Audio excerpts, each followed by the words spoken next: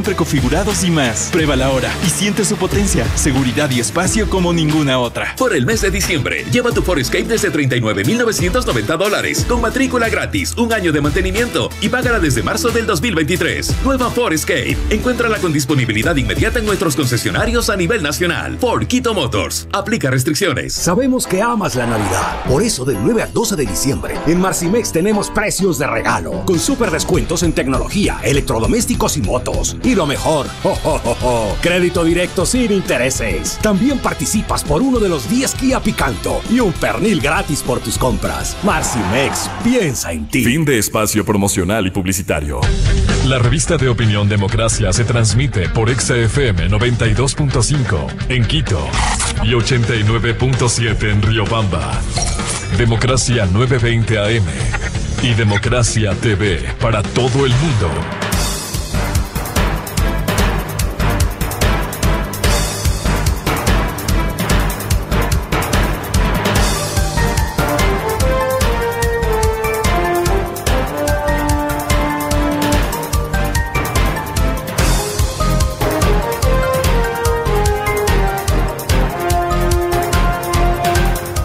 Ocho, 13 minutos en el territorio continental ecuatoriano, buscando la verdad en la revista de opinión Democracia. Queremos saludar al doctor René Ortiz Durán, exministro de Energía y Minas, exsecretario general de la OPEP, experto petrolero. Lo invitamos a un diálogo para hablar de este caso que no tiene su conclusión.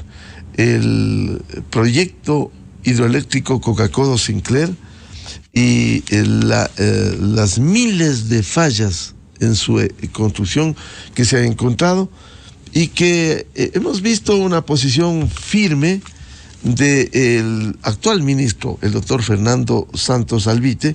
Precisamente quisiera leer, antes de darle la palabra al doctor René Ortiz, lo que este viernes en una entrevista con Diario Expreso de Guayaquil, el señor ministro Santos dice.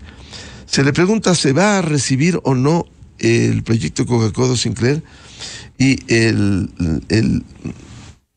recuerda que el lunes 5 de diciembre último hubo una reunión entre el presidente de la República y las empresas chinas que tienen problemas, que son muchísimas.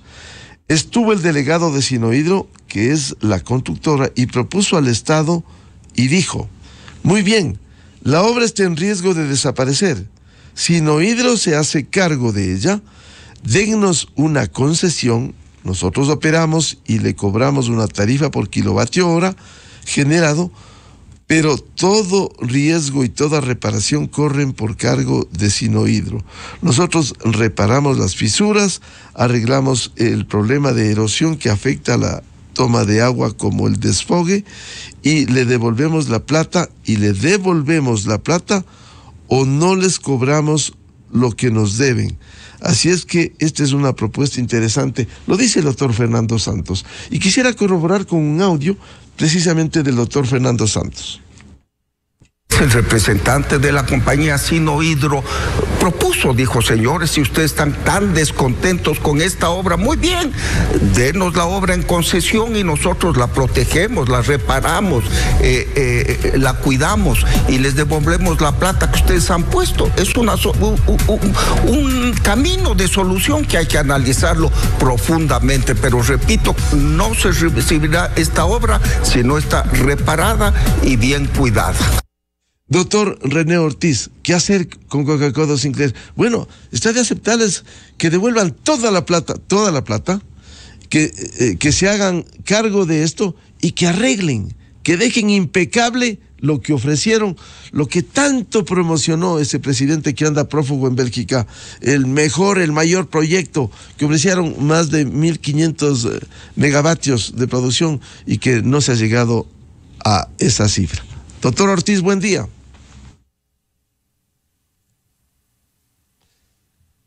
Conectar el audio. Muchas gracias, buenos días. Me complace mucho estar en su programa, agradezco la invitación y por supuesto saludo a su distinguida audiencia. El tema de la planta hidroeléctrica de generación de Coca-Cola Sinclair nació mal, se construyó mal genera con alto riesgo electricidad una vez terminada la construcción, y ese riesgo contiene una enorme cantidad de fallas de construcción, todas estas detectadas con la debida anticipación por la administración del ingeniero Carlos Pérez en el 2018, 2017 ya se descubrió. Luego, en la misma administración del ingeniero Pérez se hizo una contratación con una firma especializada alemana de gran prestigio cuyo objetivo era que señalara nuevamente, pero desde el punto de vista independiente, cómo está la construcción de este equipamiento. Y naturalmente los resultados fueron evidentes, negativos. Se confirmó que en efecto hay fallas de construcción de esto que se llaman fisuras en las turbinas por miles, y muchas de ellas pueden ser subsanadas, pero muchas de ellas no pueden ser subsanadas. Entonces el riesgo sigue ahí. Entonces esa administración del ingeniero Carlos Pérez no recibió la obra y no la iba a recibir en esas condiciones. La administración posterior mía tampoco se le recibió la obra, y actualmente la administración del doctor Fernando Santos Alviti, señalado con claridad, la obra como está no se la puede recibir. Entonces, frente a este dilema, ¿se recibe o no se recibe la obra? Porque el proyecto está generando electricidad, no hay duda. Lo que pasa es que tiene unos riesgos gigantescos. Entonces, riesgos gigantescos de que se puede interrumpir. Si se interrumpe, quiere decir que le deja al sistema nacional con menos 30% de su generación. Esto es terrible. Entonces, la preparación de un 30% alternativo no es fácil, ¿no? Tiene que ser preparada con térmico, con otros tipos de energías no renovables, en fin, pero todo eso toma su tiempo. Entonces no es fácil manejar este dilema como está. Es decir, y como han dicho, señalaba el ministro Fernando Santos, y como han dicho, vean, a ver si a ustedes no les gusta la obra, como está funcionando. Tiene los riesgos, ha sido descubiertos todas esas fallas de construcción, pero está funcionando. No ha alcanzado los niveles, eso es un problema distinto. Esto es un problema de caudal, fue debido al sobredimensionamiento con el que se contrató la obra. Esto fue un error gravísimo de la administración, corrupción, fraudulencia, llámesele como se les llame. El hecho es que no se ha podido alcanzar esos niveles de capacidad que estaban en el diseño y que están en la construcción. Entonces, vamos a lo concreto. Dice, nosotros operamos la planta de generación. Dicen los constructores, dicen, nosotros operamos, les devolvemos la plata y por supuesto nosotros corremos con los riesgos. Quiere decir, nosotros corremos con las composturas de lo que se puede subsanar, como dice el informe de los alemanes en su consultoría. Y la que no se puede solucionar, pues vamos a correrla hasta que reviente, digámoslo así, ¿no? Y les devolvemos la plata. Entonces, frente a este dilema es una nueva propuesta. En este sentido, evidentemente, la propuesta tiene que ser analizada, como dice el ministro Santos, con mucha seriedad, para entender qué es lo que sucede después de tomar una decisión de esta naturaleza. Entonces, en el momento actual, el operador es SELEC, la Corporación Eléctrica del Ecuador. Y está operando y está generando los electrones que todos los días nosotros recibimos en el sistema interconectado. Opera con riesgo. El riesgo es alto.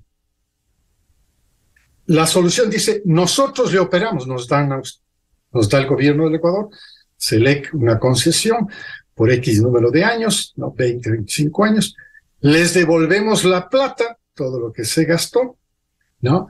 Y por supuesto, el compromiso de operar la planta, subsanando lo que es subsanable y corriéndose el riesgo de que se siga con el resto de la planta en la parte que no es subsanable. Entonces está el gobierno frente a este dilema. Es una propuesta nueva y hay que analizar. Porque al momento, como está, no se le ha recibido, la compañía no puede saber si es que está libre o no está libre, podría entrar en cualquier tipo de reclamos, el Ecuador también podría entrar a través de SELEC en cualquier tipo de reclamos ya internacionales buscando indemnizaciones, con toda legitimidad, por supuesto, claro, con toda legitimidad. Nosotros podríamos, Ecuador, SELEC, Corporación Eléctrica, podría entrar en una cadena de reclamos judiciales. No. ¿Resuelve esto el problema? No, no resuelve. Entonces hay que analizar esta propuesta que es nueva. Doctor René Ortiz, siendo altísimo el riesgo por las condiciones que está la planta de Coca-Cola Sinclair, ¿sería una alternativa para que ellos, la empresa constructora Sinohydro, corra con esos altísimos riesgos? Y por otro lado, ¿cuánto debieran devolver? De llegarse a una concreción dentro de la negociación, ¿cuánto debieran devolver? El 100% de la inversión del Estado ecuatoriano, lo que pagó, lo que implica eso, y cuánto debieran cobrar por kilovatio hora, porque pudieran poner un costo alto que pudiera complicar para aumentar un subsidio. Sin la menor duda, esto es un proceso de negociación, es una nueva tesis, ¿no? Coincidamos en esto, es una nueva propuesta, es una nueva tesis, están planteadas, por supuesto, las incógnitas, cuánto va a costar el kilowatt hora generado por esta compañía que sería la nueva operadora, y por supuesto, por cuántos años, y cómo van a devolver, qué van a devolver, todo esto está pendiente. Por supuesto, el punto de arranque sería que devuelvan todo lo que le pagó el Ecuador. Y de esa manera Ecuador podría utilizar esos fondos para construir una hidroeléctrica distinta a la que estamos analizando en este momento, que es Coca-Cola Sinclair. Ahora bien, ¿existen todos estos proyectos que pueden necesitar esos fondeos? Naturalmente, Ecuador está lleno de proyectos hidroeléctricos de todos los tamaños, desde 10 mega hasta más de 1000 megawatts, como es el caso de Santiago, del río Santiago. Y entonces existen toda esta cadena de posibilidades donde puede invertir directamente el Estado ecuatoriano a través de SELEC con la devolución de estos fondos. Esta devolución de los fondos también puede tener otras connotaciones, en el sentido de que si se pagan intereses, si no se pagan intereses, cuál es la tasa de interés por todo el problema que se ha causado. Y ahí sigue la historia del riesgo de Coca-Cola Sinclair. Esta historia de generación, Miguel, hay que diferenciarla de la historia de la erosión regresiva sobre el río Coca, que afectaría directamente a la toma de agua, ¿no? Estamos a unos 8 kilómetros de esa abscisa que yo he conocido. Ahí se están haciendo algunas obras importantísimas para poder contener la regresión regresiva de los sedimentos y del cauce del río, pero esa es una solución hidráulica distinta de la generación, totalmente distinta. No tiene nada que ver con relación al problema de generación y de construcción de la compañía china que ha ofrecido esto. Pero dicen, nosotros también podemos arreglar el problema. Esta es otra opción adicional que se presenta según la versión gubernamental de esa reunión. Entonces, todo esto va a análisis, un análisis muy serio, porque hay que salir del problema del gobierno, pues naturalmente, y pasarle el problema a la constructora, que es la responsable. Por supuesto, aquí dentro de este proceso pues, nos está faltando ciertos cabos que se van quedando sueltos, como por ejemplo el rol que jugó la fiscalizadora. La fiscalizadora es una compañía mexicana, es una compañía, se llama Comisión Federal de Electricidad, es un gigante operador. Quiero subrayar, es un gigante operador del sistema eléctrico de México, un gigante. pero no son constructores. Y yo no sé cómo es que al gobierno anterior de Rafael Correa se le ocurrió contratar, y estos son los problemas, estos son los riesgos, estas son las corruptelas, esto es lo que genera el fraude. ¿Cómo es que pudo contratar la fiscalización de la construcción con una compañía operadora como la Comisión Federal de Electricidad? Esto fue un error gravísimo. Ya estamos pagando las consecuencias. Desde el origen, todo lo que es el equipamiento ni siquiera debía salir de Puerto Chino. Por supuesto, si no se cumplían los estándares estaban planteados por SELEC, sí señor, pero si en origen, en donde se construyeron todos estos equipos, incluyendo las tuberías, estas gigantescas, si no cumplían con el estándar, no debían salir de Puerto Chino. Peor aún, llegar a Puerto Ecuatoriano. Y peor aún, ser construida parte de la construcción, que son lo que ha degenerado después el determinar todas las fallas de construcción. Y ahora sí, todos los riesgos que conlleva una operación con esas fallas de construcción. Entonces, el tema de la erosión está controlado, está siendo controlado. Es un proceso largo, difícil. Hay obras que se necesitan. Se ha logrado identificar un encañonado del río que podría permitir hacer un puente, ¿no? de detención, se dice, de la fuerza del río, del caudal. Muy bien, hay que aprovechar.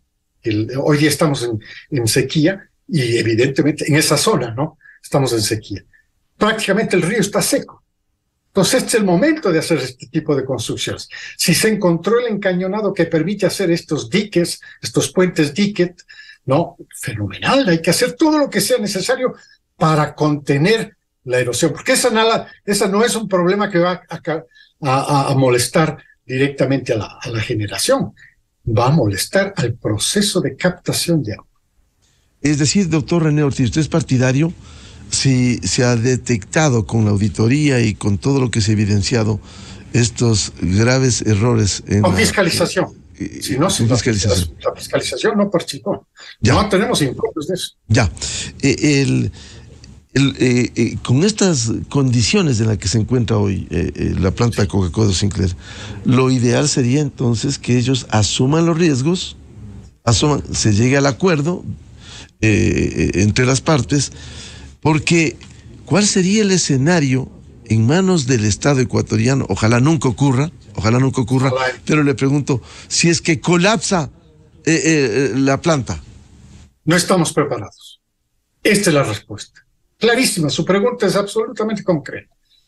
Si quedara en manos del Estado, a través de la Corporación Eléctrica del Ecuador, SELEC, la pregunta es, ¿está el Estado ecuatoriano a través de la corporación listo para absorber el problema de un eventual colapso del sistema Coca-Cola Sinclair, de la generación?